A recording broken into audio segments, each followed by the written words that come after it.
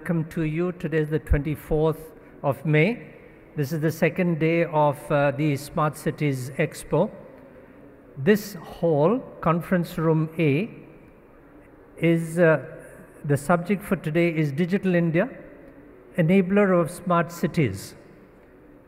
The special address will be made by Ms. Neeta Verma, Director General of the National Informatics Center, Government of India. Ms. Verma will make her presentation, and then she is requested that she be permitted to leave because she has a finance meeting which she has to attend to at the PMO. And at that stage, I'm going to request Mr. Pramod Kaushik, President and CEO of Hexagon India, to moderate the rest of the session.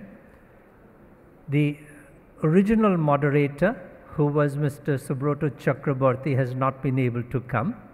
So we'll start with Madam. Madam, may I please request you to join us on the stage? May I request, in the order that I have here, Mr. Subrata, would you please come and join us?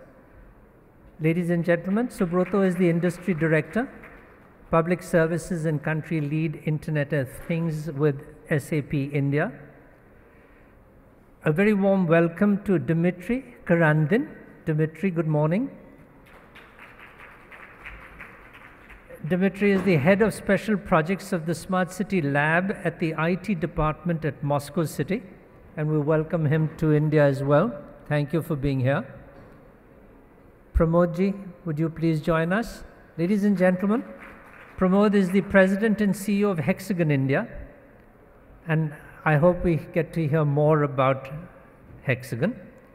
Mr. Anurag Mittal, Founder and CEO of NewsVoir India. Good morning, Pramodji. Anuragji. Mr. Sarbeswar Praharaj, Coordinator, Aus-India, which I believe should be Australia-India Smart Cities Network. Ladies and gentlemen, he's come all the way from New South Wales in Sydney, Australia. Mr. Madhav Ragam, Vice President, Government and Healthcare with IBM Asia Pacific. He's arrived from Singapore. Ladies and gentlemen, please welcome him. Thank you, Madhav. And last but not the least, Mr. K. Swaminathan, Global Head Sales and Marketing, Bosch Engineering and Business Solutions, India. Ladies and gentlemen, we are actually fortunate to have a distinguished panel here this morning, and we are going to be here for the next 75 minutes. The session is up to 11:30, and Madam Neeta Verma will start by making her presentation, which is already available with us, ma'am. So may I please request you to come to the podium. A very good morning to all of you. It is indeed my pleasure to be talking to you today morning. The theme of today's session is Digital India, Enabler of Smart Cities. Coming from government and from the ministry which basically manages this program, let me begin the session by giving you some glimpses and insights of Digital India program as a whole.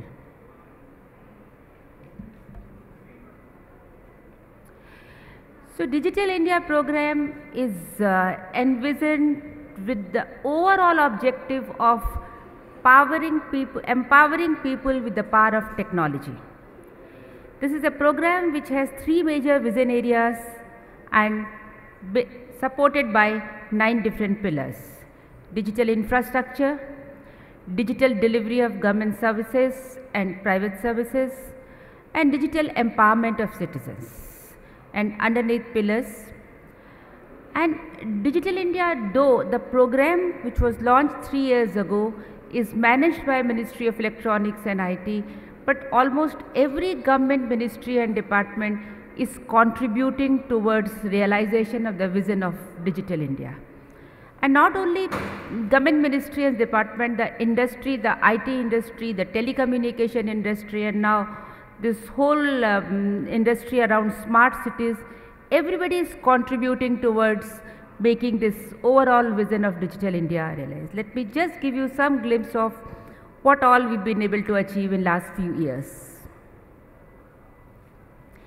So today, if you look at it as a landscape of India, we have digital identity of almost every citizen in India. We have equal number of mobile subscriptions, we have smartphone connections, and then we have these kind of 6.2 billion Android apps downloaded by Indian citizens across. You have internet connections almost 445, and you have 260 million social media. This slide basically gives you an idea what is the digitally connected picture of India today. And it also indicates that people are not using these phones and smartphones by simply just doing voice calls or messaging. It has gone much beyond. It's getting woven into our fabric, our day-to-day walk of life, beginning from our professional lives to our personal lives to social lives, whether it is transportation, whether it is online commerce, or whether it is online education, whether it is online health, telemedicine.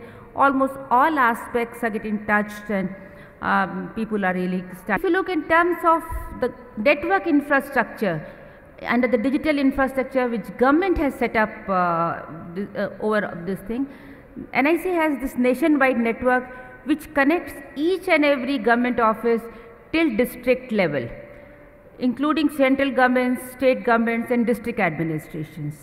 Then complementing to that, states have their network which has gone till block level.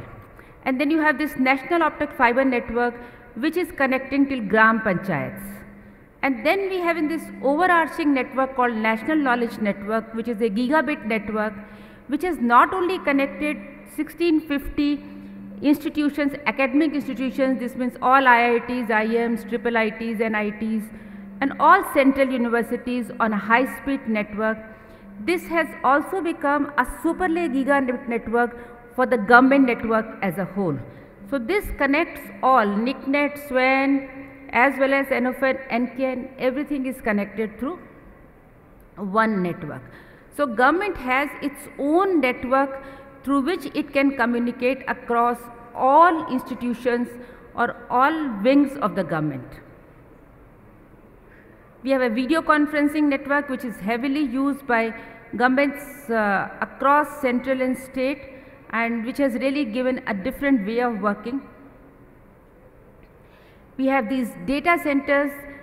I'm just giving the pictures that where are we as a country today. We have these data centers set up by NIC which is being used by government.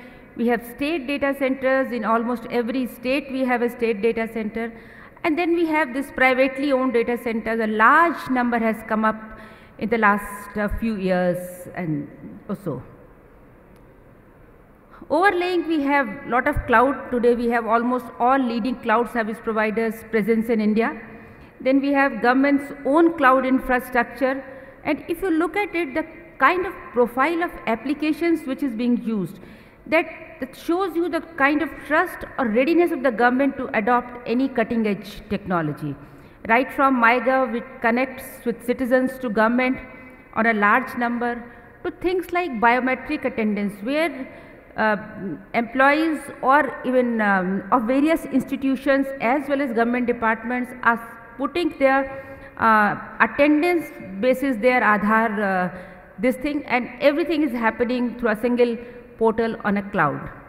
Similarly, if you look at counseling, which is as of today a most important concern for every Indian household, where admission to children for any academic, professional, management or medical admission, and like this. So this is just giving you the kind of, even this government e-marketplace that also runs through this cloud today. So if you look at it, what it basically says, the government data centers, the government cloud, the complete network, everything is connected through a network, through a high-speed network. So as of today, government can communicate, can deliver services through a network which is not much very fast, which is highly secure, and also gives a huge economy of scale, because when these entities are talking to each other, they do not have to go to any internet gateway and pay the internet kind of bandwidths.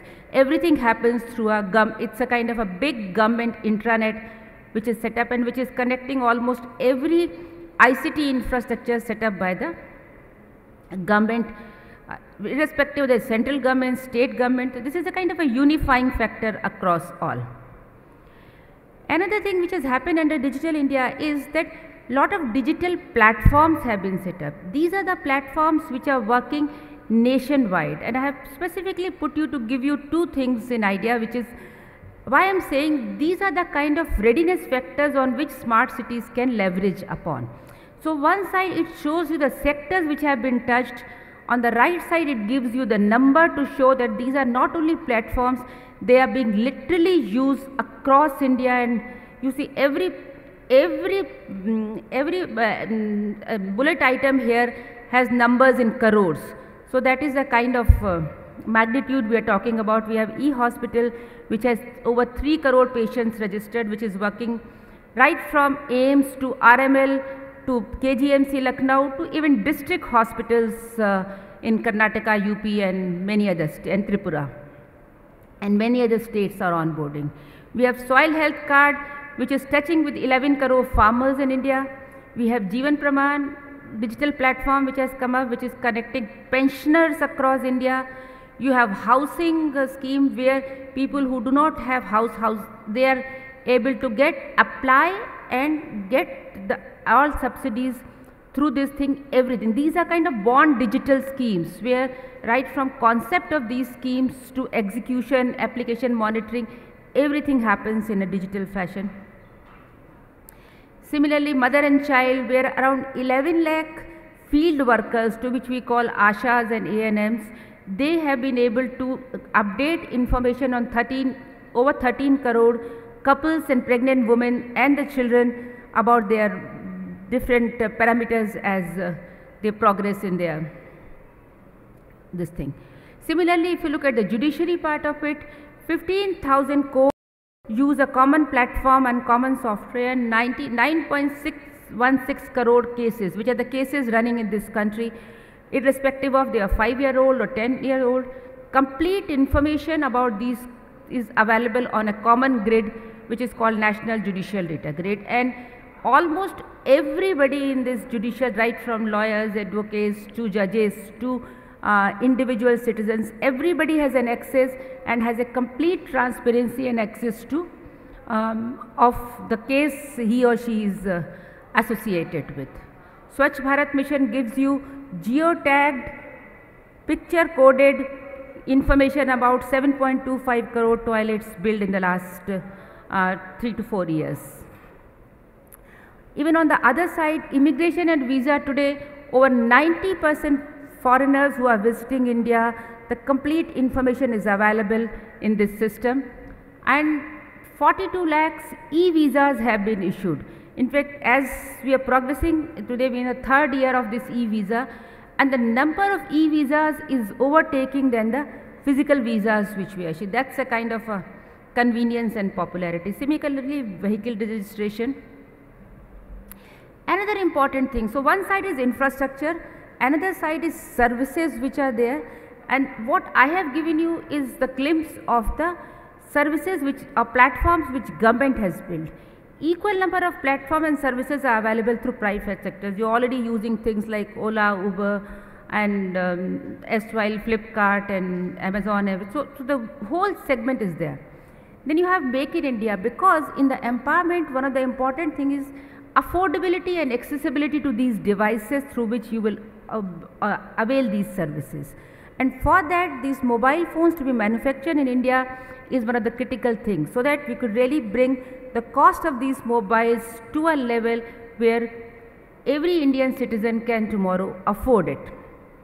So in the last few years, almost, I think, as I understand, we only had 2 mobile manufacturing units, and today in the last 2 to 3 years we have 120 mobile manufacturing units in India which are manufacturing mobiles or mobile components and other electronic things like LED, LCDs and electronic goods.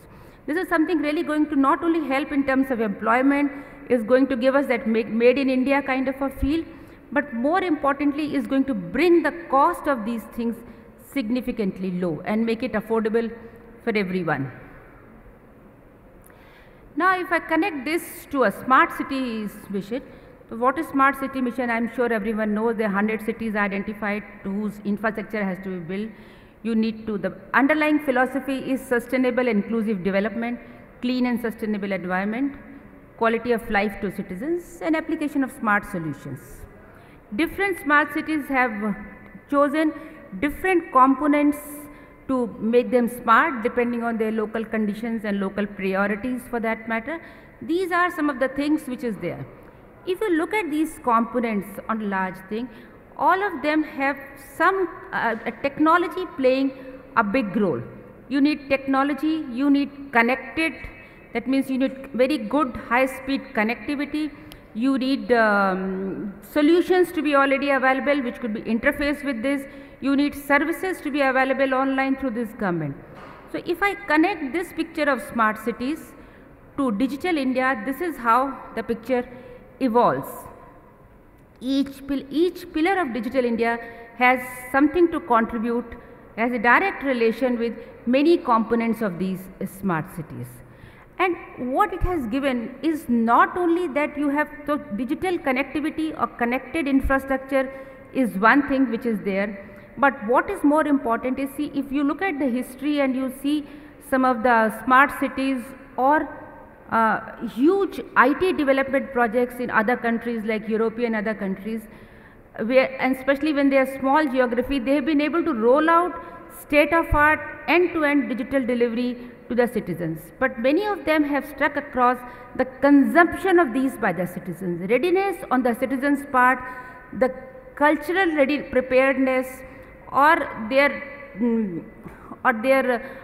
inclination to use these services many a times has been a challenge which is faced. So that's another aspect where you need the consumer to be ready to adopt these services, to be able to consume these services. And that is where I think another important thing Digital India initiatives have done, that it has really proliferated use of IT through various programs by delivering few services. We have another program called Direct Benefit Transfer, where a large number of government schemes, the subsidy is being transferred to the poor people directly in their accounts. So as a result, now they have a bank account, they have a mobile phone on which they get this intimation of SMS, how much money transferred. They have a mechanism of going online and checking these things. And in a way, they have been now rolled out in this complete fabric of IT savviness or IT usage, which kind of gives a platform for smart cities to leverage upon. This is just to sum up just few slides. While many of these technologies are being used in smart cities, but my personal feel is that we need to up our stake into these technologies, into smart cities, so that from simple delivery of services to citizens, we should work towards really making a change in their life, adding a value to their day-to-day life. That's where, therefore, this is a scale which you go as far as analytics is concerned, is one promising technology for this thing. Cloud is, I'm sure, all of these smart city initiatives are making use of. And lastly, artificial intelligence, which can really help giving citizens a lot of personalized services, lot of customized services, because nobody has time today. So you really need targeted, focused service available to you. So that's where I think artificial intelligence can really play a big role. And I wish this thank you once again for having me here, and I wish this deliberation a great success. I'm sorry I had to just rush for a meeting, therefore I'll not be continue, but I'm sure you will have a very fruitful deliberations today in the morning session. Thank you. Thank you very much, Madam, for very insightful speech about Government of India engagements, and you did talk about various platforms starting from the fiber optic to data centers and how each panchayat level is connected. Thank you very much for being here and being August guest. Thank you so much. May I request Subrata to come to the dais and talk about how SAP actually is engaging into this digital India journey. Good morning. Am I audible? Yeah, thank you. Respected members on the dais, respected participants, acutely aware of the fact that you've taken precious time away from your professional lives to join us here today. I think we've got about about 75, 76 people in the room today. Just a show of hands, this just essentially helps me to contextualize the, my track to you. I just want to understand how many here are city administrators or are related to administration of cities. Just a show of hands would do. Anybody from our city administration? Okay, how many of you are from technology companies here? Okay, so that's about almost like 40%.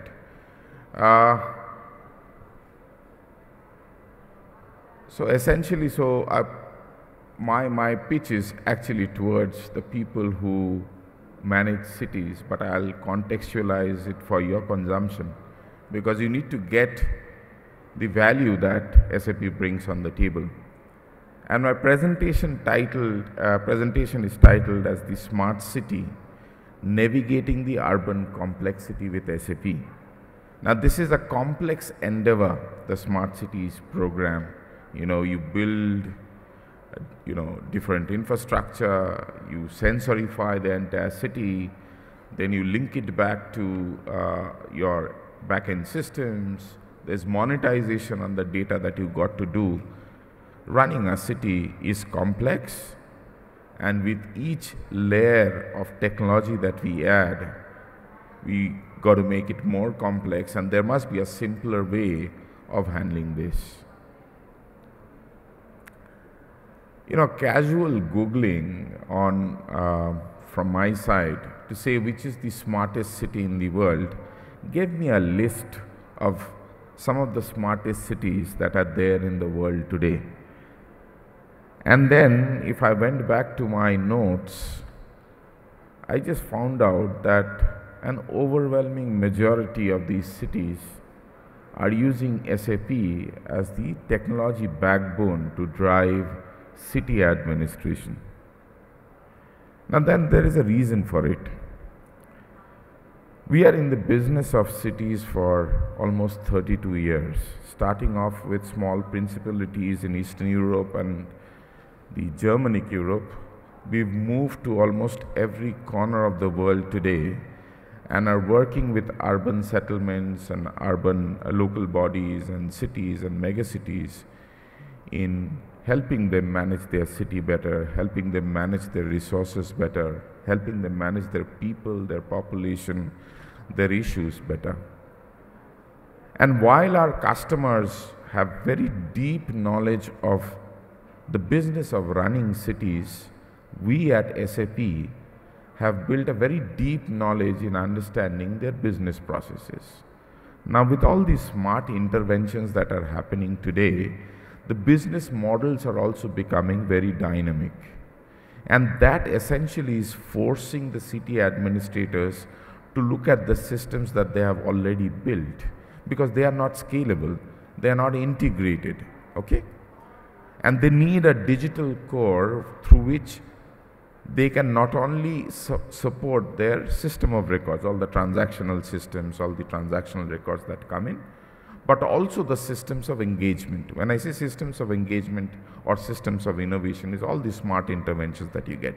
You need to have a digital code that supports both, is scalable, can handle petabytes of data, and it can give you real-time insight, and then initiate action from the city administration to run the city.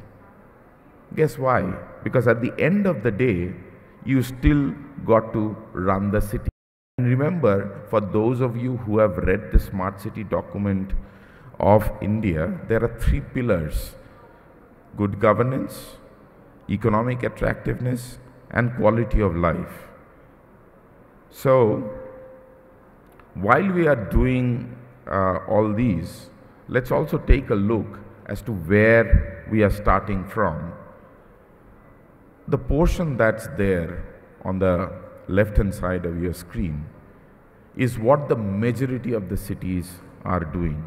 They are putting up environmental sensors, they're putting up smart street lights, they're looking at smart parking systems, they're building sensors around, they're building SCADA systems, they're building sensors around sewage treatment plants, water supply, power. Many of the urban assets are getting smart and they're trying to talk to these devices. So there is a huge rhetoric around smart cities with respect to building new infrastructure, new smart infrastructure.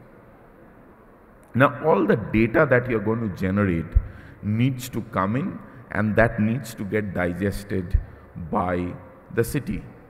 At the end of the day, if I now go back to my earlier statement of good governance, economic attractiveness and quality of life, all the data that you are generating on the left-hand side of the screen needs to come in and help you deliver on those parameters. And what people are now looking at is strong visualization. It should be available on multiple devices on your mobile phones. There should be a state-of-the-art data storage, because there's petabytes of data that's getting generated. You can't keep it in traditional relational database management systems. You need more systems that are open API driven, that are microservices driven, that are DevOps, agile platform driven. So the entire systems are changing because of the sensors and the data that you are generating on the edge. And then you also must have multi-vendor choice. There's not a single vendor today who does everything except for the master system integrators. But at the end of the day, the nomenclature says it all. They're essentially integrating technologies from multiple vendors and giving it to the city. But also what some of the cities are looking at is to how do I move the processing to the edge so that I don't have to build systems that are gigantic. At the end of the day, the cities got to run the business of running the cities. They are good at that's their core competency. We don't want to make cities, technology houses. That's not the intention. Also, the data that you generate, all the systems that you build, got to give you predictive capabilities to understand where the traffic could possibly come, where the crime could possibly be committed, where the water taps could run dry, where the sewerage treatment plants could, malfunction. So it needs predictive capabilities, and also it needs to integrate with your back-end systems. Today, 70% of the urban local bodies in India don't have robust back-end systems. And hence, at the end of the day, the point that I am trying to make, and I make it now in front of you, is that we got to move from the build rhetoric on to the run culture. At the end of the day, with all these smart interventions in place, you still got to run the city, but with a raised expectation. At this current point in time, city administration is struggling in maintaining those three parameters. And we need to help them build systems or have systems that can monetize the data that is coming in, can give them process-centric integration, and deliver on the governance outcomes. Now, if I take that block away, this is what SAP does. We take the data from all the smart systems. We don't manufacture smart lighting. We don't manufacture, parking solutions. That's not our business. We take the data from the sensors onto the SAP Leonardo platform, and then using open API methodologies, we connect back to integrated back-end systems and provide predictive capabilities and visualization on the top, and give outcomes and insight to city administrators to run their business better. And hence, it will not be out of place to mention that if you are smart on the inside, it makes you smart on the outside. If you build all smart devices around, but your core, your digital core is weak, disintegrated, siloed, doesn't generate the necessary insight and action, you are likely to fail in your endeavor from build to run. In the last presentation, I think it was a week back, I made a presentation in Surat where I had a lot of stuff, a lot of videos that I showed from our experiences abroad. But then I also must tell you that across Mumbai, across Bhopal, across Madhya Pradesh, across Gujarat, across Aurangabad, across some of the other cities that are there, we've got a rich experience. This is our 22nd year of operation in India. And ranging from 200 citizen services to managing city with budgets from 100 crores to 24,000 crores, end-to-end digital transformation for most cities. First cloud-based real-time digital governance core at Gift City, the first greenfield city, Shendra Bitkin, to go live and energize its operations on SAP, and 372 municipalities in Madhya Pradesh which runs on a single instance of SAP in their backend. So we've done from a scale as large as Bombay to a scale as small as a small urban local body in Madhya Pradesh. So the basic core philosophy of urban administration does not change. The processes may change, but their variance is very minuscule. And hence, we got these robust systems running at these, but that's not the end of it. We are also doing some of the smart intervention. Now, these are some of the examples in the next 4 minutes that I have today that I'll essentially tell you how we are integrating data from sensors and then giving insight and action to our cities. In Buenos Aires, we took the data from flow sensors on storm drains. We took the data from social media platforms, and we used the mobility platform to alert, civil defense agencies, and built an hydrological model about flooding, about how we could, alert, provide predictive capabilities to the city administrators so that when there is a torrential downpour, just like in Chennai or in Mumbai, it doesn't cut the city off.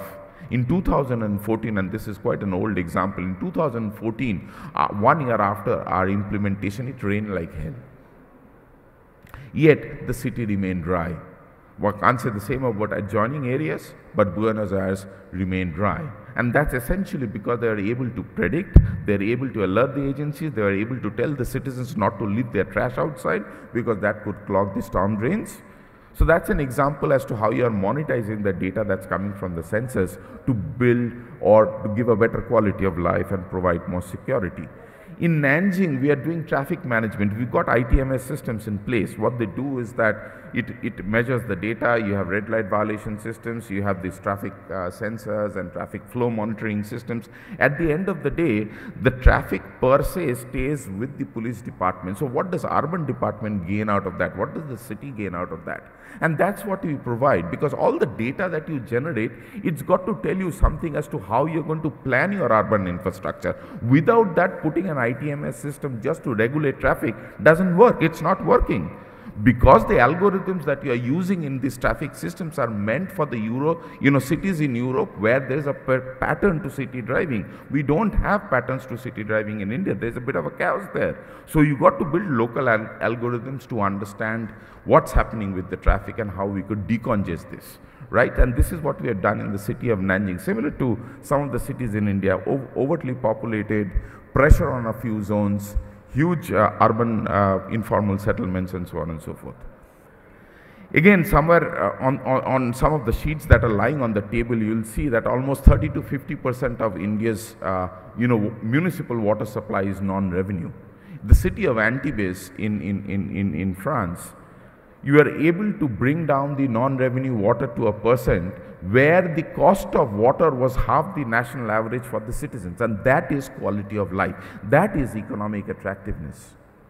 If you are able to manage non-revenue water, if you are able to use IoT to give you insight as to where the water connections are being illegally made, where there is a pressure drop, and take preventive action on the asset, your city runs better. Some of the other examples that we are doing, we talked about the digital core. One of the advantages of the digital core is that the city administrator gets to see the business of running a city in real time. This is just a screenshot in few of the cities that we have done. And last but not the least, another innovation that we did with the city of Nuremberg, where we had all these features like personalization, automated learning, public transport, deals, events, citizen services, issue reporting, so on and so forth, because there is a lot of tenders that I see with citizen apps, and hitherto our approach has been great interfaces, but very loose connectivity and content within. And whether it's machine learning or blockchain, here in the province of South Tyrol, the building management system, not the building management, so the building approval process systems are on blockchain today. And city of Cape Town is something like the Dial 112 project here, where we are integrating all the 5 services onto a common platform. City of Pisa, where we are taking inputs from everything. It's a command and control center. We are a global leader in all the water utilities as well as power utilities. Almost 55% of the power generated in India, and 74% of our GDP touches an SAP system today. Now this is the recap for you. We do the revenue side. We do the the expenses side, then we provide you insight and action over the city operations, and then we have the core municipal systems in the back end. And there was a study done by, I think, McKinsey and a few other companies, with a few other organizations, which rank cities on the basis of certain indices. And this is there in front of you. All of them run SAP at the core of their digital core systems. It's time for the Indian cities to adopt our technology. Thank you. And I would say this gives a good way that how do you connect yourself to monetize the services, or connecting the so-called the sensor data to the platform, and really you enable the administrators to run their the cities. That's the main business for them. Now I think how we take the program further is, I would request each of the panelists to talk for 5 minutes each. Let's keep the timing to, and then maybe in between, if you want to take a logical break to have some questions from the audience, or by end of the session we can do the question answer piece. I think that's the way we can start. So may I request at this point of time Mr. Dmitry, Head of Special Projects, Smart City Lab, IT Department, Moscow, City Government, Russia, to speak for 5 minutes, and then give his thoughts on smart city and the journey you have been having so far, and then we take this further to the next panelist and have some question answers. Hello everybody, I'm glad to be here. Thank you for warm host in New Delhi. My name is Dmitry. I'm from Moscow City Government, from its IT department, and the Smart City Lab is an innovation division which is in charge of smart city strategy of Moscow and implementation of smart city projects. In Moscow today, we are at this moment we're developing the Moscow Digital Strategy 2030, which should replace the previous strategy, and the main pillars of this is like citizen engagement, smart services, and implementation of AI in the current services. When we talk about e-citizens, it could be engaged citizen, it could be like digital citizens who use the digital applications. But in Moscow, we mean that the first, it's the smart citizen, which use the applications, which use public services through different interfaces, mainly through mobile apps. We have more than 200 public services available through our city mobile app, and you can apply for parking license, you can, let's say, apply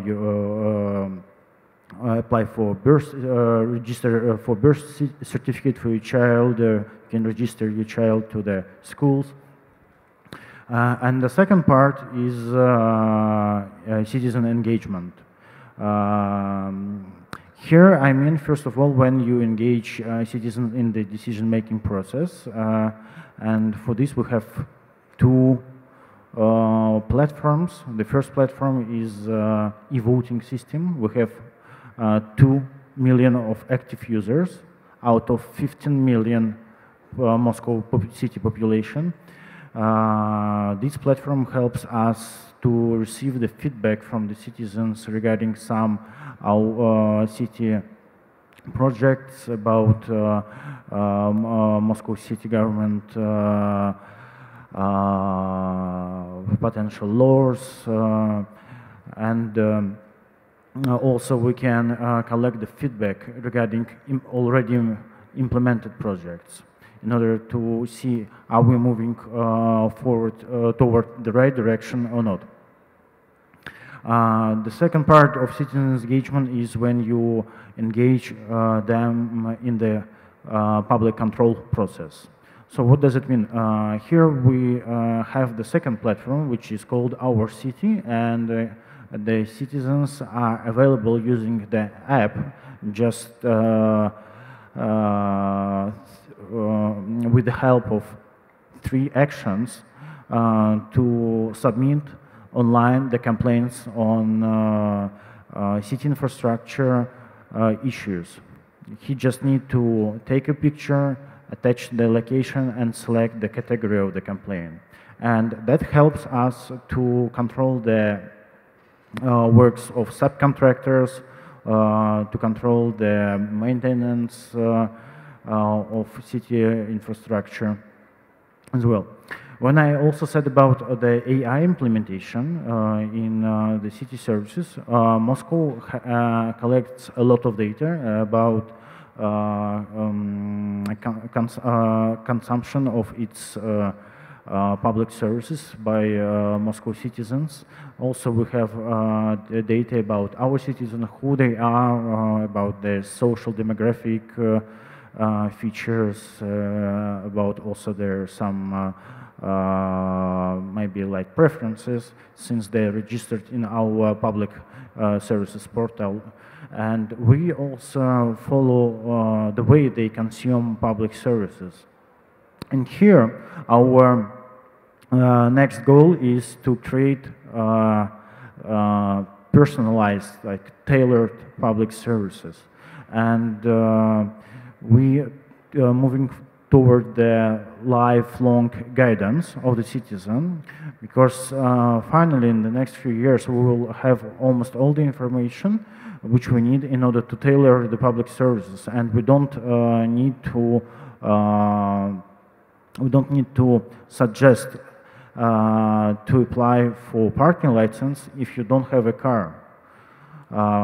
It's the situation of today and the yesterday, and of tomorrow, when we have all the data, when we processed all this collected big data by implementing self-learning algorithms, we can suggest a specific like package of the public services to every citizen, not just by the groups.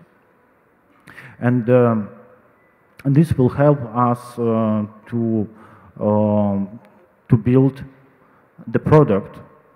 When I say product, I mean like a city today is not just the infrastructure, it's just not the buildings, location, area with ICT infrastructure. Finally, it's a product, and the customers are citizens, and we should fit the product well to every citizen. So that's our experience. For just a brief overview about key pillars of Moscow Smart City projects, and would be glad to answer your question maybe after the panel session. Thank you, Dmitry. Thank you very much. So may I now request Anurag to talk for 5 minutes, and my request is to each panelist, since we have to close it at 11:30, just talk for 5 minutes. Thank you. Absolutely. Good morning. I'm Anurag Mittal. I'm the founder for NewsVoir, which is a news distribution and media visibility platform. My view on the smart cities and the integration of smart cities with the Digital India program, contains largely, the background of how the urban cities have been the drivers for growth across the world. To put it in context, for India, 30% of the urban population in India has been contributing about 65% to the GDP growth in the country. And as the massive urbanization goes on further, it becomes very important to see how we are able to hold this growth steadily. For this, it is important that we comprehensively develop physical, institutional, social, and economic infrastructure around the country in order to hold this growth. A lot of movement has been seen from the smaller cities to the larger cities, which has turned these large metro cities into the bustling mega cities. And, they have been kind of now almost at their seams. So a lot of planning around this would need to be done to see how the balance can be restored across the country.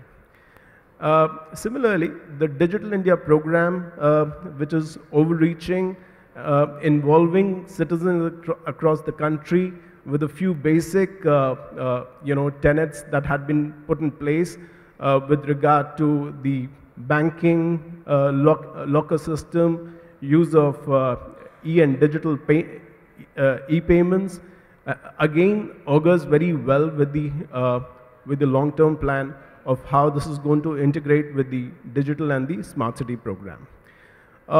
Development of these areas, of course, would ensure a better quality of life for the citizens across the country. It's also seen that the more layer of technology we add, the more smarter these cities are going to become. Having said that, it's also important to see how this growth pattern, this assimilation of technology integrates with the culture and the growth of the people at the grassroots level. While a lot of these changes are going to be seen in the urban cities, currently the government has already identified about 100+ cities across the country where the smart city program is going to get rolled out in phases. This again integrates very well with the government-led programs like Digital India and Make in India. But it's very important that this is also absorbed by the people at the grassroots level, the people like you and us, who are going to be using not only the digital systems which are currently available with them, but also try and get an understanding of how this is going to impact and change their life in the future. Adding more technology to the system which can give you a lot of data assimilation and extrapolation of data, which can help you come up with a predictive analysis, can help you, manage the climatic changes, the outcome of climatic changes, any climate related and any climate related situations that you can face down the line. These can be managed very well by using the AIs, the data systems, and the sensors, that the technology is going to apply. In addition to this, these cities are going to be using the technology for the automation of vehicles, traffic systems, through the autonomous vehicles. That would warrant, the use of smart devices and also the use of smart devices and, how this improves the quality of life, for the people on the ground.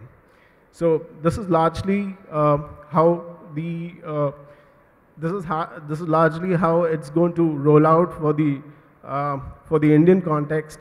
We have seen a lot of this development happening around the world, and let's see how it gets taken on in the Indian context. Thank you. Thank you, Anurag. Can I go to Madhav now? Madhav Ragam, who is the Vice President for Government and Healthcare, IBM Asia Pacific. He's here from Singapore, and we'll hear him for 5 minutes, and then we can go to the next panelist. Thank you very much, Pramod. Good morning, everyone, and thank you for taking the time to be here. I thought I would just touch on a few aspects of smart cities, but before we jump into smart cities, I wanted to touch on what is not a smart city, because very often we don't talk about that, right?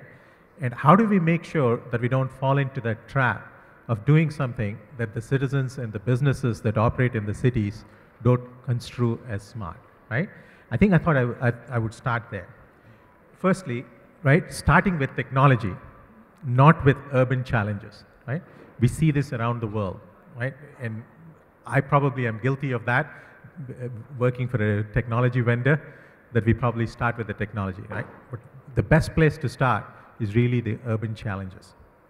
The second aspect of it is the focus on outcomes is often lacking, right? And it's really crucial to think about, if you're going to deploy a piece of technology, whether it's a command center, whether it's fancy analytics, what is the outcome that you aim to achieve? And at the end of that rollout, have we achieved those outcomes or not? Because you can't just be deploying technology for the sake of deploying technology, losing sight of the outcomes itself, right? The third aspect of it is, unfortunately, until now, or until recent times, there's been little or no citizen engagement in some of these deployments, right? And what I mean by citizen engagement is not consulting the citizens whether to invest in technology A or technology B, but it's an ongoing involvement of the citizens in terms of the city's well-being, understanding their needs, and those needs will evolve almost on a daily and a regular basis. How do the cities keep in touch with that reality? And how do they cope with all of that? Right? So those are some things that we need to factor in. So if you picturize a city that is sprawling across a vast expanse of geographic area with massive traffic jams and all that, would you call that smart? Right? If you're the citizen living in that, you're going to be frustrated, right? No matter what the city has spent their money on in terms of huge technology investments, if the outcome from the citizen standpoint, especially as regards to the traffic snarls, is not resolved, they're not going to be pretty happy about it, right? So I'll stop there and move into what do we then construe as a real smart city. I think a city that really looks at it holistically across multiple dimensions, right? Because we're talking about very interdependent systems that come together in the confines of a city. If you think about environmental sustainability, right? You can't talk about that without addressing the transportation issue. Once you start thinking about the transport, then there's a public safety aspect of it that comes in. So a city is really a system of systems, right? And you have to recognize that as you embark on these smart cities journeys. For the city that I live in Singapore, an often asked question of all the people that live there is, what makes you like Singapore? The answer that is the common denominator that is obtained is the city works. What do they mean by that? They think about the city as almost like a well-oiled machine with several interdependent components, and if even one of the components doesn't function well, then the city falls apart and doesn't function, and the citizens and the businesses that operate in that are not as delighted as they should be, right? So that's what we should be aiming for, right? A system of systems, and looking at how the various interdependencies come together, how the integrations can be taken advantage of to delight the citizens and the businesses that operate in that environment. Moving towards, what do we think is going to happen in the future, right? Obviously there's a lot of interest, there's a lot of hype. Where is this going? What can we expect to see in the next 3 to 5 years, right? First, the positives, right? There's going to be a whole lot of focus on economic development. There's going to be a whole lot of focus on the environmental sustainability, the resilience aspects of it. You're going to start to see the autonomous vehicles making their way and what that means from government policy standpoint, city infrastructures, etc. And from a public safety standpoint, you're going to start to see some body-worn cameras, right? There are some very interesting dynamics that come with all of these, but I will touch on that, when I talk about the negatives, right? Government as a platform, right? It's very interesting today when you look at the data flows, right? The data flows are primarily from government to citizens. But what about the citizen to citizens data flows? What about the citizen to government data flows? Are we taking advantage of all that when we make decisions with regards to the citizens and the cities that we live in, right? Maybe not so much, but I think that's where we're going to see more and more emphasis going in. Standards, right? There's not a whole lot of standards that are available today, but to those of you who are focused in this area, you know that there's several ISO standards that are in the making. And they would make a significant difference in terms of looking at benchmarks and saying, are we getting the right outcomes that we desire to get, right? Now let's touch on a little bit of the negatives, right? The data privacy. It's a huge issue, right? I talked about body-worn cameras and everything. Facebook and the recent fiasco that they had is an eye-opener for everybody. What is free essentially means that you are the product for that company or service, right? Are we okay to do that? With all the emergence of smart meters and all that, isn't it easy for somebody to know whether a house is occupied or not? What if that data is then taken advantage to burgle, for a burglar to step into your house and steal stuff? How do you prevent some of these things from happening? This whole focus on data privacy is a huge issue. To those of you who are interested in the Facebook fiasco, I encourage you to go to YouTube and find a video that was done of an interview by a Singapore minister of Facebook execs. It was a grueling 1+ hours discussion, a very heated discussion, and I would encourage you to see that, to see how governments are getting really focused on how data is being used and for what purpose. I talked about system of systems, but what about the failure of chains? The interdependence means that a failure in one system could lead to failure in multiple systems. Who's responsible for it then? Who's accountable? Do we need a legal charter of sorts that lays out the roles and responsibilities so that it's very clear what some of these companies are signing up for as I go through some of these smart initiatives? I think this is going to be a huge focus in the years to come. There's a lot of deployment of IoT infrastructure, and all of us know that some of the recent hacks have been through some of the least protected IoT devices. Again, what legal frameworks are in place to make sure that we avert some of the huge disasters that could come out of those things, right? I would stop there, and I'm happy to engage you in further conversation after the panels as well. Thank you very much. Thanks, Ragam. Madhav. And now we go to K. Swaminathan, who's the Global Head for Sales Marketing, Robert Bosch Engineering Business Solutions India. He's based out of Bangalore. And to you, Swami. So, good morning to all of you. The concept of smart cities has started a couple of years back in India as well as the world over. I think it is now time to take a pit stop and review where are we today. The government, not only in India but also the world over, has provided an excellent platform, a digital platform, an infrastructure which can solve many of our problems. This is a platform that the government has built. Yeah. Now can we use this platform and build services and solve customer problems just the way what Madhav explained just now. So for me, what is a smart city? Is smart city a result of technological innovation, or is it a solution to citizen problems? For me, smart city is an intersection of both. So on one hand, you have technological innovation. We have a lot of representation of technology innovators in this hall today. On the other axis, we have citizens whose problems have to be solved. Unfortunately, at least today in this hall, the representation does not seem to be so good. How is it in real life? Is it dominated by technology, or is it an answer to citizens' problems?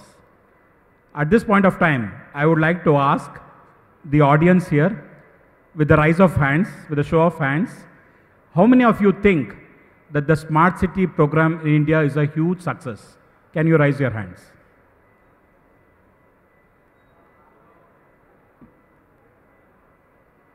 I'll repeat the question. I'm not sure if I communicated well.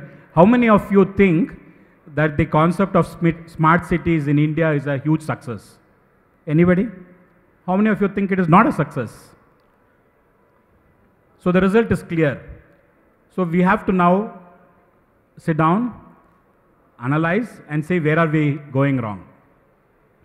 There was a wonderful slide which Subrata showed of the smartest cities on Google today.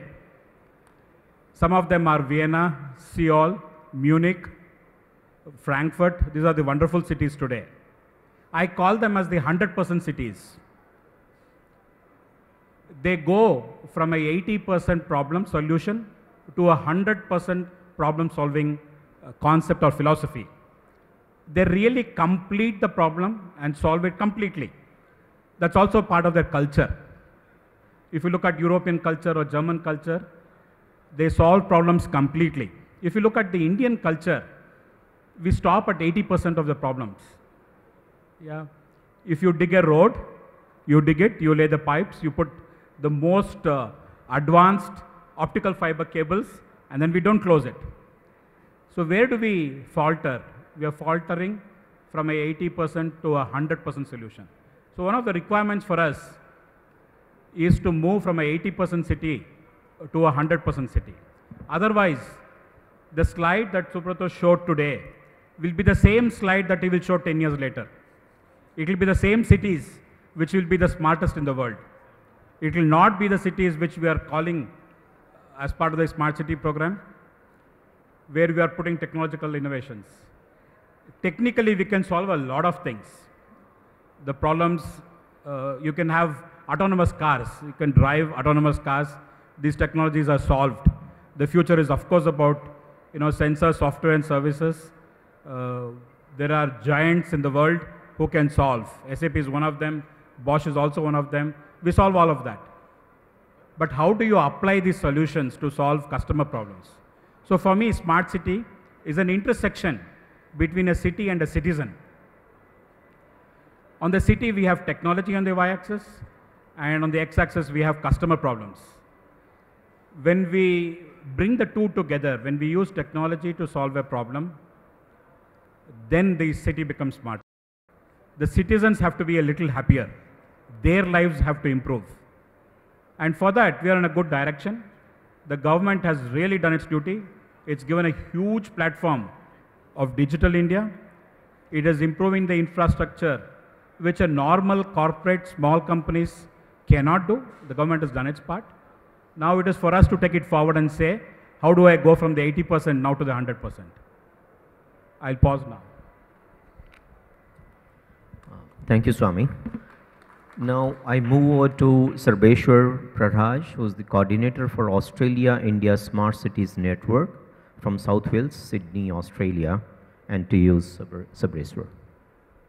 Thank you.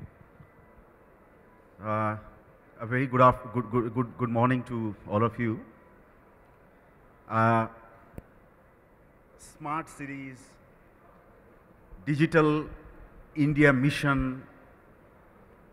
There is a lot of talk and a lot of hype about how we are using technologies. But to begin with technology and end with people is exactly what is wrong with the thinking process that we are in. So instead, let's think about people first, solution first, and then see if at all we need technology and at what stage. So this is what we do at the Smart Cities Research Cluster at the University of New South Wales. Now, UNSW is a globally top 50 university where I'm based at. And we took this very positively, this intent of this Smart Cities India. And globally, it's been picked up quite well, I would say. And last year, we collaborated with the Niti Aayog and the Ministry of Housing and Urban Affairs. And we set this Australia-India Smart Cities Knowledge Exchange Network. The network is a 5-year project funded by the Department of Foreign Affairs and Trade. Now, we have run a series of research over the last couple of years and looking into various facets of Smart City, Digital India. Now, I would just pinpoint a few highlights from what we understood and what is the best way forward, really. And I'm not here to sell any product, or I would not say that this is good or this is bad, but I would say how to see things critically and then find out what's the best way forward. Now, first of all, I think the first presentation of National Informatics Center, the talk about data and how do you engage citizens with new platforms, apps. These are, I think, the key words that's flowing around. You know, last year we ran an analysis where we compared the open data available across cities in India. Extremely important. Without data, how do you plan a city? How do you manage your systems? Now, we found the National Informatics Center's portal, which is called Open Government Data Portal, OGD. I don't know how many of you have opened the portal. You know what is interesting? We have nearly 8,000 towns and cities in the country. Only 2 towns and cities have contributed with data to the portal. Out of 8,000, 2 towns. And the names are Surat and Pune. Isn't this irony? When we are talking about Digital India, we are talking about a national portal for data. And as far as city data is concerned, it's almost nil. And we ran another research to see, okay, at least these 2 cities has an open data portal, which is a good start. We should look into how to improve them and what's the sort of pitfalls of this. So we compared the London Data Store. We ran a collaborative project with the University College London, CASA.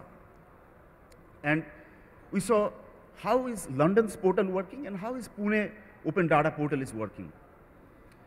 You see, what is interesting is that across urban sectors, and when I say urban sectors, education, health, water supply, across these sectors, there were around 89,000 data sets published by the London Data Store over the last 5 years.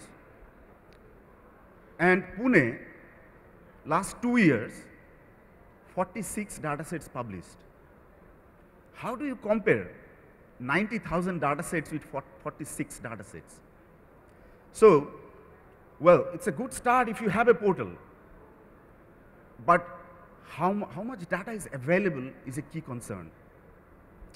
More important also is to see what kind of data is being made open.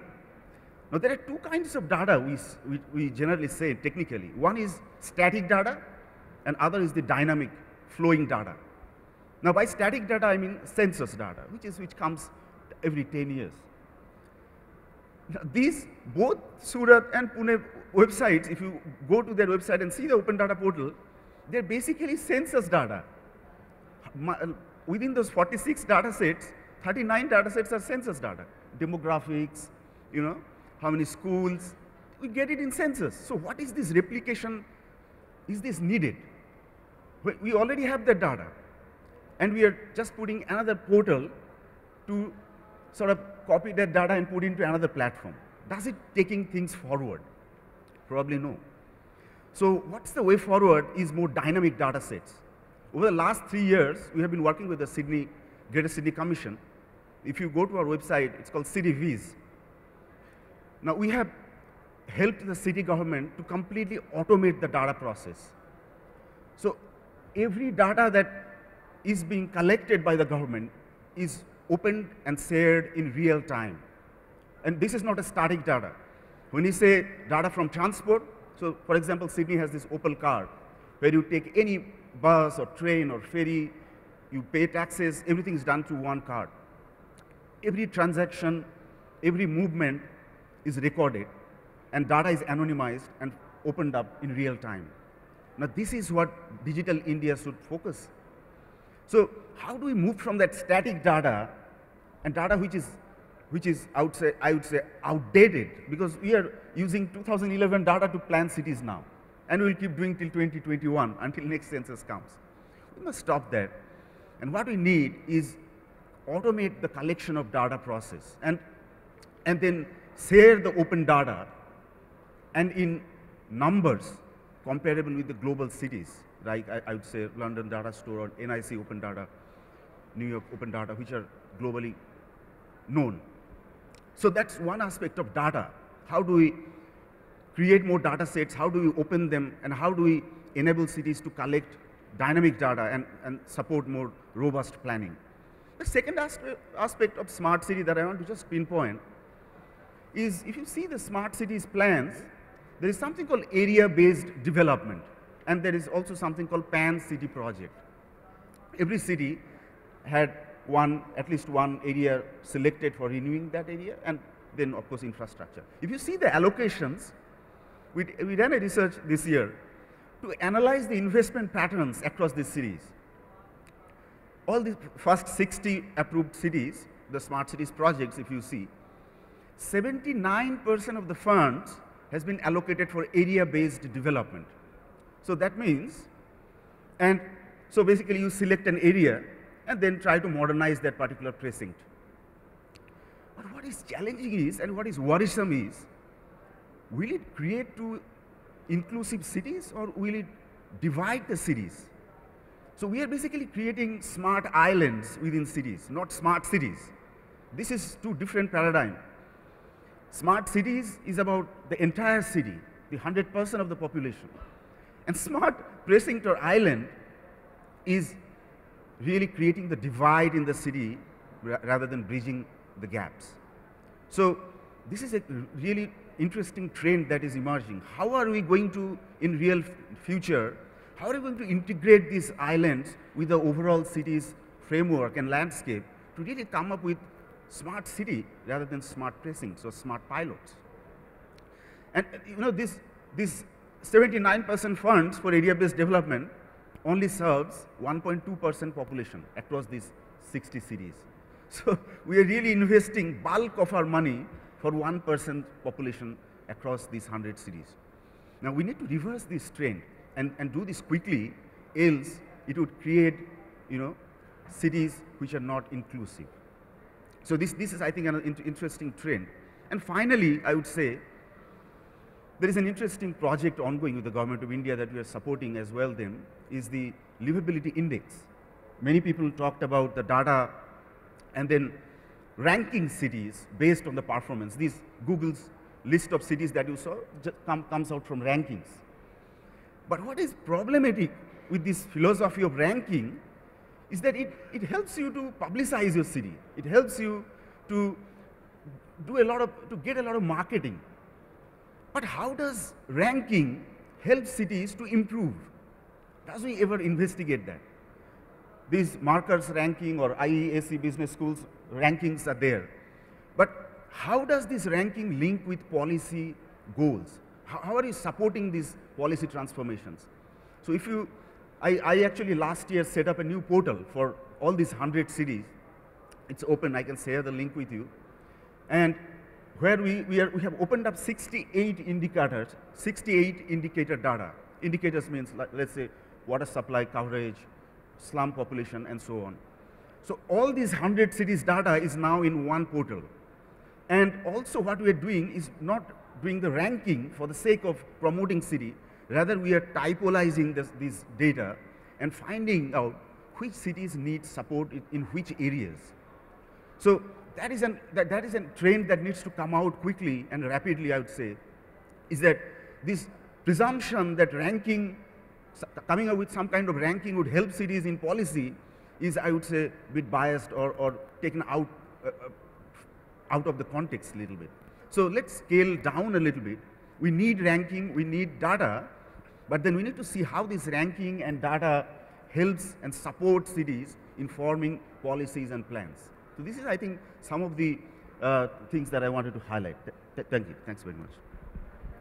Perfect, Sarbeswar. Very, very insightful, and I would say very hands-on in terms of working on the ground. Now, I'll just make my comments on the smart city piece. A lot has been talked about how the platforms are required. Cities are meant to be for the cities to run their own business. And it's so important that, there is a platform. It's not about data, it's not about sensors. Looks like the entire group is alluding to the fact that there's good amount of data technology available, but the intersection, that is the engagement with the citizens, is very important. Overwhelming % of the audience is thinking that our smart city things is not working out, and what Sarbeswar just pointed out is a reality, which is striking on us. Very important for us to understand where are we here for. The big companies are sitting, they are engaged in most of the smart cities. I think the end game is not about selling the technology, end game is about giving better living standards to our citizens, using the technology to make ease of working in the cities. And the striking example which came through that how our population, even the civic bodies, are engaged on some of the NIC databases or the open platforms they have made to put their own data. I think a need is evolving very clearly that there has to be, I would say, an automated system of collecting the data, right, where is the dynamic data. Also taking the data and supporting the policy framework, very important. Maybe a time for us today to think about that, is it a right way we are moving towards the smart city? Because most of the smart city looks to be that it's not taken off. As organizations, we are working in one or the other niches to, I would say, to try to make some impact, but overall the whole story is not looking very positive. I don't mean to be seeing very pessimistic. The other way I want to give, I was sitting in another conference earlier, and at least what has happened is there is good amount of, because of the smart city mission, smart city piece, there's good amount of awareness among everyone. People are talking about it. First time ever, any government is talking not only rural, but they're also talking about the fact that the good percentage of our people are living in cities and they need to be modernized, they need to be made livable, they need to be connected, they need to be giving services, I would say, on the call. All that piece is, I think, taking shape. And before I throw this to the question answer session to the panelists, you can ask, we will have some time. I would say the 3 pillars of the smart city. As we discussed and the other panelists have already shared, I think our cities needs to be digitalized. As Sarbeswar just pointed out, there has to be dynamic data. And I think that dynamic data comes is through the sensors, we pick the data, bring it to a place, and we digitalize every asset within the city. We provide a connected, I would say, each and every department of the city needs to be connected on a platform. I think that's, we saw Subrata talking about, we saw Madhav talking about, they need to be connected very well.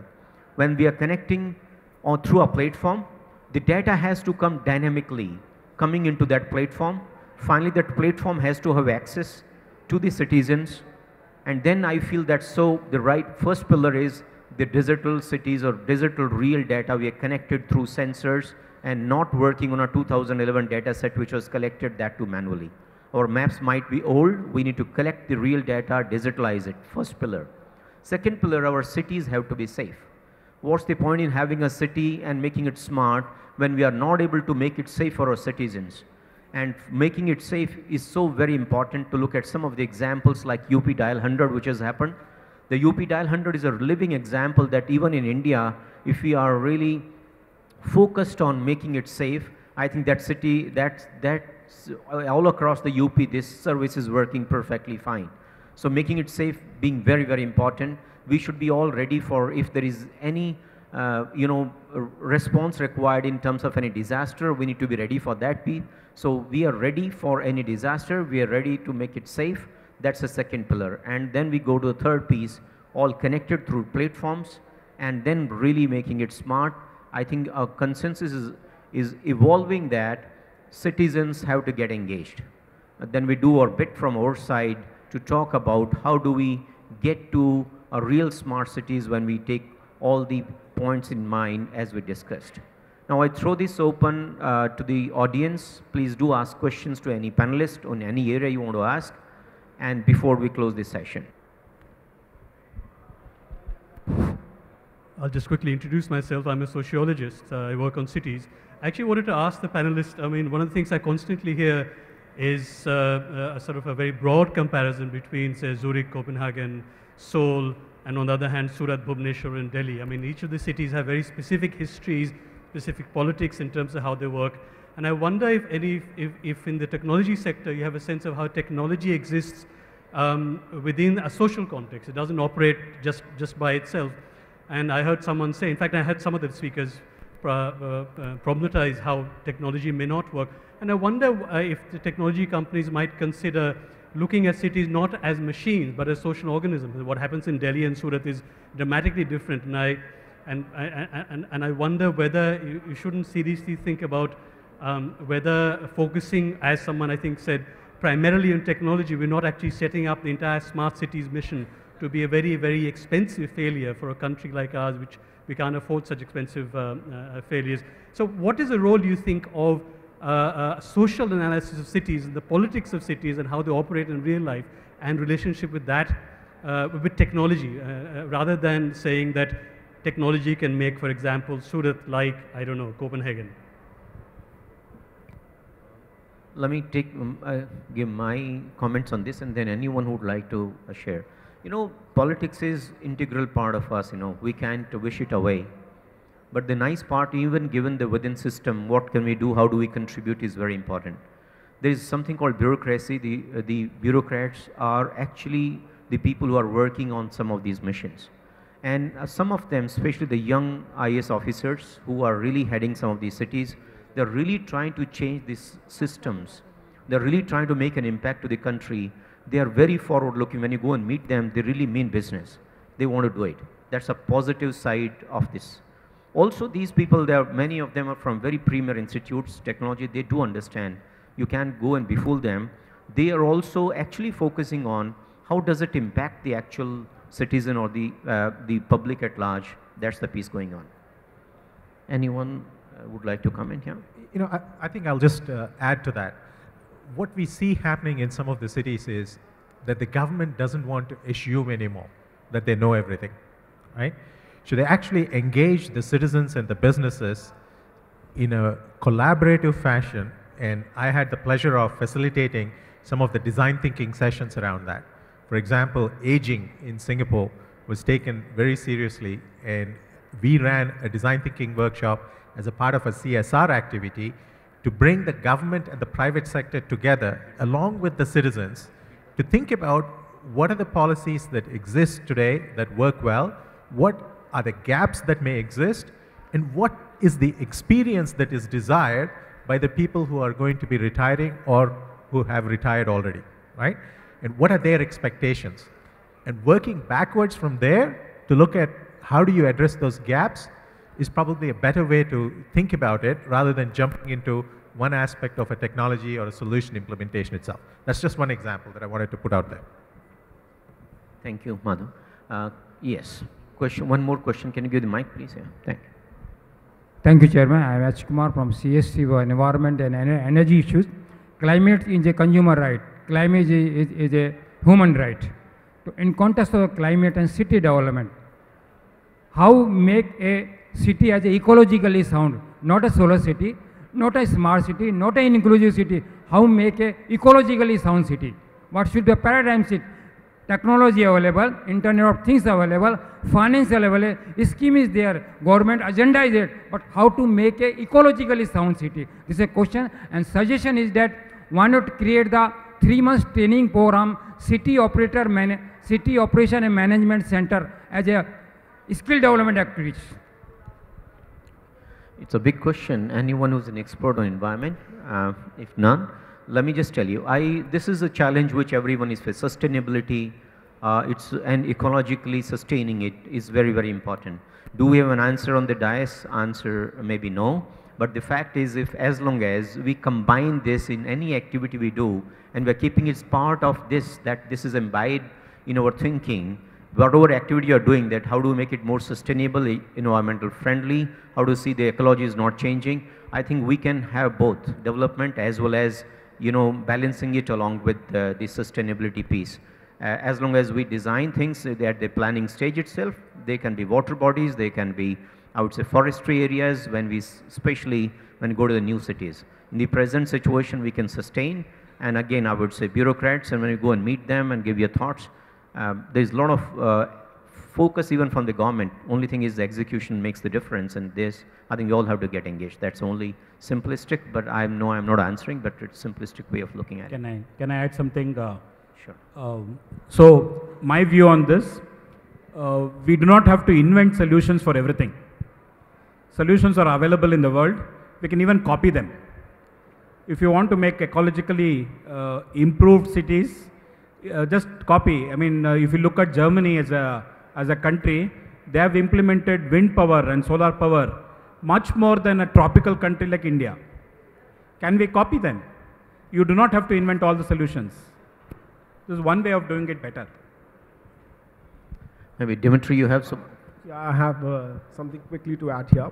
So one of the examples of what you raised is Mazda city, which is created near Abu Dhabi.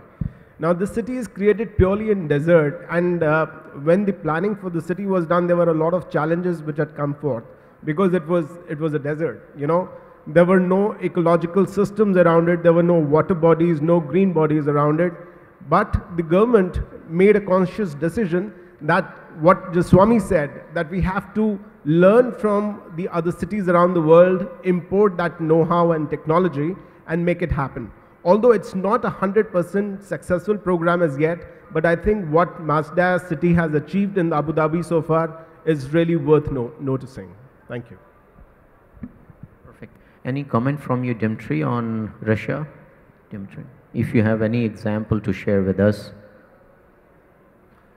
I would like to add from our perspective, from Moscow experience, when you implement the solutions, we look at other cities' experience as well as other city practices, but also we look at private sector, we look at the internet sector, we look at the digital products, and sometimes we try to replicate well-known business models and to apply them to the government sector.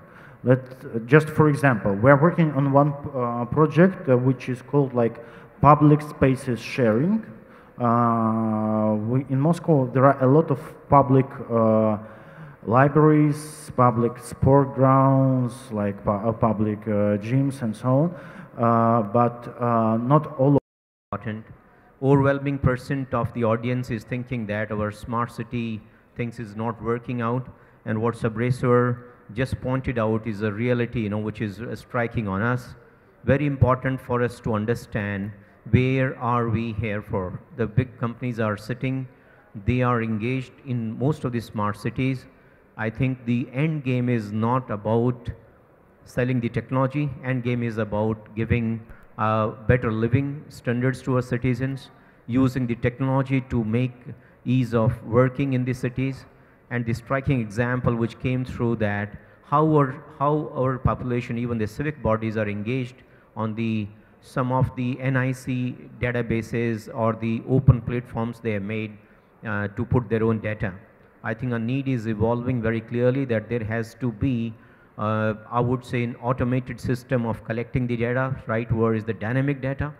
Also taking the data and supporting the policy framework, very important.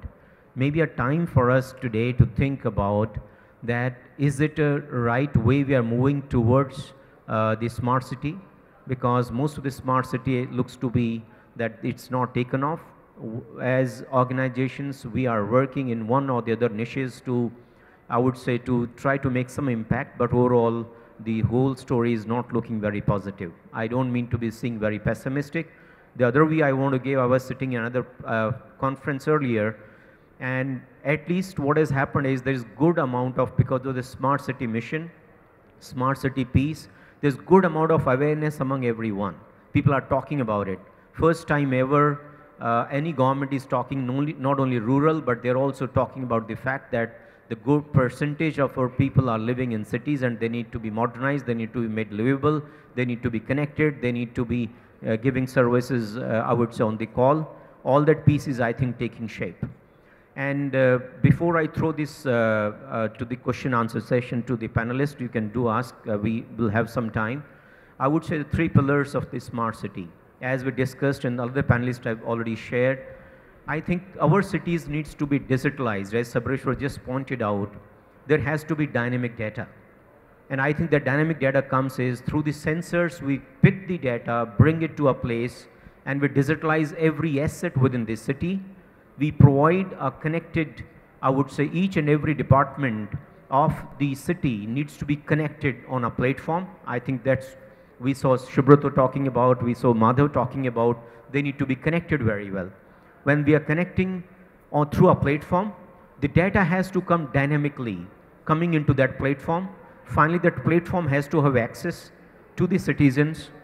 And then I feel that so the right first pillar is the digital cities or digital real data. We are connected through sensors and not working on a 2011 data set which was collected that too manually. Our maps might be old. We need to collect the real data, digitalize it. First pillar. Second pillar, our cities have to be safe. What's the point in having a city and making it smart when we are not able to make it safe for our citizens? And making it safe is so very important to look at some of the examples like UP Dial 100 which has happened. The UP Dial 100 is a living example that even in India, if we are really focused on making it safe, I think that city, that's all across the UP, this service is working perfectly fine. So making it safe being very, very important. We should be all ready for if there is any response required in terms of any disaster, we need to be ready for that piece. So we are ready for any disaster, we are ready to make it safe. That's the second pillar. And then we go to the third piece, all connected through platforms and then really making it smart. I think our consensus is evolving that citizens have to get engaged. Then we do our bit from our side to talk about how do we get to a real smart cities when we take all the points in mind as we discussed. Now I throw this open to the audience. Please do ask questions to any panelist on any area you want to ask, and before we close this session. I'll just quickly introduce myself. I'm a sociologist. I work on cities. I actually wanted to ask the panelists, I mean, one of the things I constantly hear is a sort of a very broad comparison between, say, Zurich, Copenhagen, Seoul, and on the other hand, Surat, Bhubaneswar, and Delhi. I mean, each of the cities have very specific histories, specific politics in terms of how they work. And I wonder if in the technology sector, you have a sense of how technology exists within a social context. It doesn't operate just by itself. And I heard someone say, in fact, I heard some of the speakers problematize how technology may not work. And I wonder if the technology companies might consider looking at cities not as machines, but as social organisms. What happens in Delhi and Surat is dramatically different. And I wonder whether you shouldn't seriously think about whether focusing, as someone I think said, primarily on technology, we're not actually setting up the entire smart cities mission to be a very, very expensive failure for a country like ours, which we can't afford such expensive failures. So what is the role, do you think, of social analysis of cities and the politics of cities and how they operate in real life and relationship with that, with technology, rather than saying that technology can make, for example, Surat like, I don't know, Copenhagen? Let me give my comments on this, and then anyone who would like to share. You know, politics is integral part of us, we can't wish it away. But the nice part, even given the within system, what can we do, how do we contribute is very important. There is something called bureaucracy. The bureaucrats are actually the people who are working on some of these missions. And some of them, especially the young IAS officers who are really heading some of these cities, they're really trying to change these systems.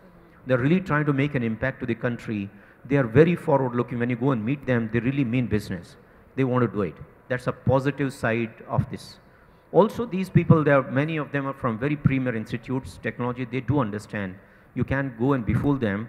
They are also actually focusing on how does it impact the actual citizen or the public at large. That's the piece going on. Anyone would like to comment here? You know, I think I'll just add to that. What we see happening in some of the cities is that the government doesn't want to assume anymore that they know everything, right? So they actually engage the citizens and the businesses in a collaborative fashion, and I had the pleasure of facilitating some of the design thinking sessions around that. For example, aging in Singapore was taken very seriously, and we ran a design thinking workshop as a part of a CSR activity to bring the government and the private sector together along with the citizens to think about what are the policies that exist today that work well, what are the gaps that may exist, and what is the experience that is desired by the people who are going to be retiring or who have retired already, right? And what are their expectations? And working backwards from there to look at how do you address those gaps is probably a better way to think about it rather than jumping into one aspect of a technology or a solution implementation itself. That's just one example that I wanted to put out there. Thank you, Madhav. Yes, one more question. Can you give the mic, please? Yeah. Thank you. Thank you, Chairman. I am H. Kumar from CSC for Environment and Energy Issues. Climate is a consumer right. Climate is a human right. So in context of climate and city development, how make a city as a ecologically sound, not a solar city, not a smart city, not an inclusive city, how make a ecologically sound city? What should be a paradigm shift? Technology available, Internet of Things available, finance available, scheme is there, government agenda is there, but how to make a ecologically sound city? This is a question, and suggestion is that why not create the 3 months training program, city operation and management center as a skill development activity. It's a big question. Anyone who's an expert on environment? If none, let me just tell you, this is a challenge which everyone is facing. Sustainability, and ecologically sustaining it is very, very important. Do we have an answer on the dais? Answer maybe no. But the fact is, as long as we combine this in any activity we do, and we're keeping it part of this, that this is imbibed in our thinking, whatever activity you're doing, that how do we make it more sustainable, environmental friendly, how do you see the ecology is not changing? I think we can have both development as well as, you know, balancing it along with the sustainability piece. As long as we design things at the planning stage itself, they can be water bodies, they can be, I would say, forestry areas, especially when we go to the new cities. In the present situation, we can sustain, and again, I would say bureaucrats, and when you go and meet them and give your thoughts, there's a lot of focus even from the government. Only thing is the execution makes the difference, and this, I think we all have to get engaged. That's only simplistic, but I know I'm not answering, but it's a simplistic way of looking at it. Can I add something? Sure. So my view on this, we do not have to invent solutions for everything. Solutions are available in the world. We can even copy them. If you want to make ecologically improved cities, just copy. I mean, if you look at Germany as a country, they have implemented wind power and solar power much more than a tropical country like India. Can we copy them? You do not have to invent all the solutions. This is one way of doing it better. Maybe Dmitry, you have some? Yeah, I have something quickly to add here. So one of the examples of what you raised is Mazda city, which is created near Abu Dhabi. Now this city is created purely in desert, and when the planning for the city was done, there were a lot of challenges which had come forth because it was a desert. You know, there were no ecological systems around it. There were no water bodies, no green bodies around it. But the government made a conscious decision that what Swami said, that we have to learn from the other cities around the world, import that know-how and technology, and make it happen. although it's not a 100% successful program as yet, but I think what Mazda city has achieved in Abu Dhabi so far is really worth noticing. Thank you. Perfect. Any comment from you, Dmitry, on Russia? Dmitry, if you have any example to share with us. I'd like to add from our perspective, from Moscow experience, when you implement the solutions, we look at other cities' experience as well as other city practices, but also we look at private sector, we look at the internet sector, we look at the digital products, and sometimes we try to replicate well-known business models and to apply them to the government sector. Just for example, we are working on one project which is called like public spaces sharing. In Moscow there are a lot of public libraries, public sport grounds, like public gyms and so on, but not all are utilized 100%. In order to reach the rate of, to maximize the rate of utilization, of usage, we decided to create, we're creating the portal where, let's say, SME or private individuals, they can rent the public spaces and what are the benefits? First of all, it's we provide like the spaces for the business and for the private individuals. The second benefit for the government that it will bring the extra funds to the city budget, and this is another example how you can integrate society, private sector, and the government using not only ICT but also using the digital business models which are well known in the private sector. Thank you so much. Any questions from the audience? Can I add a few? Sure, Sarbeswar. So we are We'll take the question. late actually. Speakers for the next session are waiting. Okay. So actually there are two hands. Maybe what we can do is we can take the questions offline. Is that right? One question we can take before after he makes the comment, right? Just very quick. Yeah. So you see, I think that there were two questions, social and ecological. And both are very relevant in context to smart cities. If I draw a parallel between Sydney, where I live and work, and some of these smart cities in India, you know what's the difference? A simple difference is an Indian city has at least a dozen of plans. We have a master plan. Under JNURM, we had CDP, City Development Plan. Most of these cities has a city sanitation plan. They have an urban transport plan. They have a slum-free city action plan. There are a number of plans, and now we are seeing smart city plan. These are all standalone. But if you come to Sydney, they created this 30-minute city plan, the one plan which also has a section of smart city technology, which also has environment, which also has infrastructure. Each of these components are tied into one integrated plan for the city. So the government knows what they have to deliver. The frame of action is pretty clear, and it is well converged with each other. Unless these different interests converge, smart city plan is sitting somewhere else, infrastructure plan is sitting somewhere else, we are not going to see the benefits that would come in terms of social and environmental both, I guess. So that in this inclusivity in approach and bringing different plans together into one platform or interface is critical. Thank you, Sarbeswar. I think we close this. I'm sorry about that we can't take the questions because it's already late. But in this closing, it is a system of systems. Whatever technology we keep talking about, cities, a system of systems has to run perfect. We need to, it's actually engagement of citizens have come as a very solid way of moving forward and focus on outcomes. These are three takeaways from all the, I would say, this discussion we had for 1.5 hours. Thank you so much to the entire audience, and thank you so much all the panelists for spending your time being here. Thank you so much. Thank you, speakers, for your valuable time and remarks. Now I would request, sir, you to please felicitate the speakers with mementos.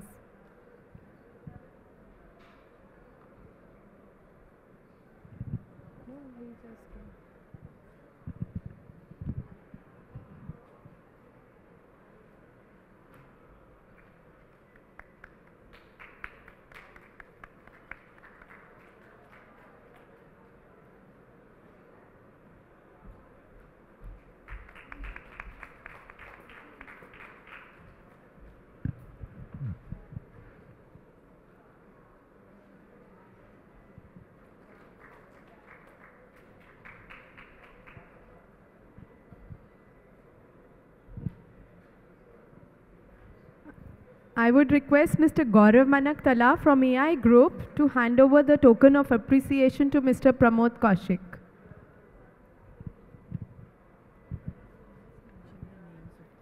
They don't do it anywhere.